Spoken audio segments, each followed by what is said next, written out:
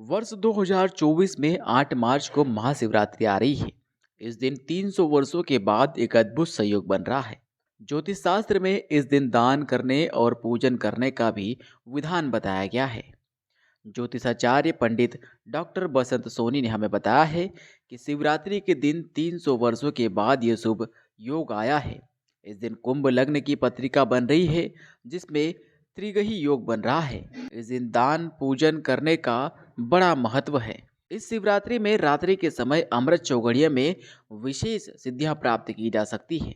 तो चलिए आपको बताते हैं कि पूजन का शुभ मुहूर्त क्या है और इस दिन किस किस पूजा करने से क्या क्या फल की प्राप्ति होगी। 8 मार्च को शिवरात्रि का बहुत अद्भुत संयोग बन रहा है।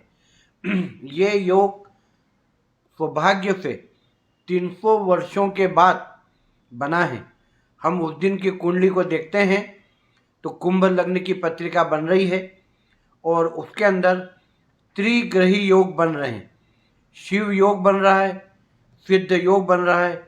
इस प्रकार का योग शिवरात्रि के दिन 300 वर्षों के बाद बनना बहुत शुभ योग बन रहा है। जिस व्यक्ति की कुंडली में पितरों का दोष यदि है तो वह तिल का दान करे, उसके कुंडली में पितृ शांति के योग बनेंगे। जिस व्यक्ति के परिवार में किसी प्रकार का दोष है, जैसे बंधन दोष, नारायण नागबली का दोष, काल सर्प दोष, इस प्रकार के दोष एवं पारिवारिक विवाद यदि है तो उन लोगों को दूध और दूध से बनी हुई चीज़ों का प्रसाद चढ़ाकर दूध से अभिषेक करना चाहिए।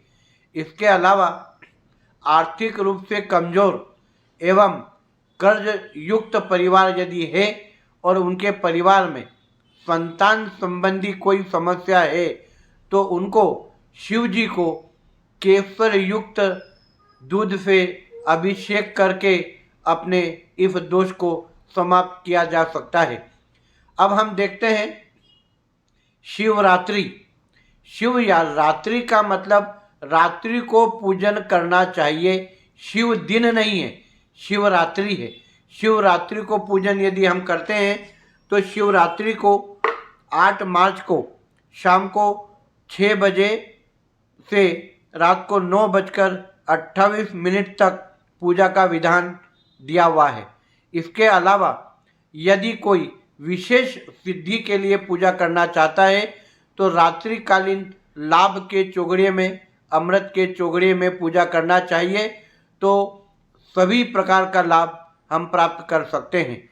विशेष तौर पे हम देखेंगे कुंडली के हिसाब से तो बुध के साथ राहु बैठने की वजह से भी पूजा करके इस दिन अनेक प्रकार की सिद्धि प्राप्त की जा सकती है।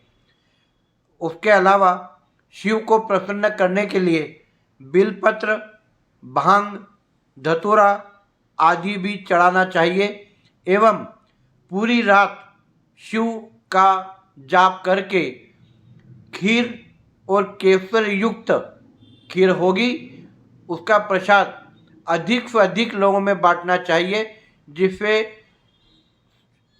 सामान्य व्यक्ति भी लाभ ले पाएगा और जितनी खीर गरीबों को बांटेंगे उतना लाभ अपनी कुंडली के अनुसार प्राप्त होगा।